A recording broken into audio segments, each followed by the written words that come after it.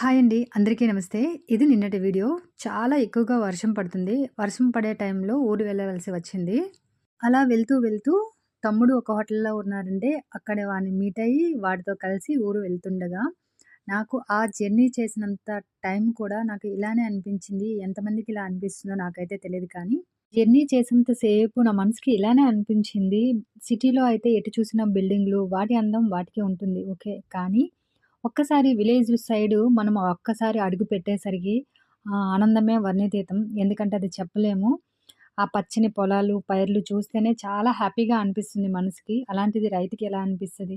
ఎందుకంటే ఎలాంటి కష్టాన్నైనా తీర్చగలిగే హ్యాపీనెస్ రైతు కళ్ళల్లో ఆ పంట పొలాలను చూస్తే ఎటువంటి కష్టాన్నైనా మర్చిపోతాడని నేను ఫీల్ అవుతాను. ఎందుకంటే మా నాన్నగారు అలాగే ఫీల్ అవుతారు కాబట్టి. నేను చిన్నప్పటి నుంచి మా నాన్నగారిని చూస్తూ పెరిగాను కాబట్టి ఎంత కష్టమైనా సరే, ఇంటి దగ్గర ఎంత చాలా బాధలో ఉన్నా సరే, ఒక్కసారి పంట పొలం దగ్గరికి వెళ్లి పంట బాగుంది అని తెలుసుకొని ఇంటికొచ్చి చాలా హ్యాపీగా ఫీల్ అవుతారు. నేను చాలా సార్లు ఆ మొఖంలో ఆనందాన్ని చూసాను. అది పక్కన పెడితే ఈ 2 డేస్ కురిసిన వర్షాలకి రోడ్లన్నీ నీటితో మునిగిపోయాయి కదా! జర్నీ చేసేంత సేపు చిన్న చెరువులో మనం ప్రయాణం చేసేటట్టు అనిపించింది. చాలా హ్యాపీగా ఎంజాయ్ చేస్తూ ఈ జర్నీ సాగింది. నా వీడియో నచ్చినట్లయితే ప్లీజ్ సబ్స్క్రైబ్.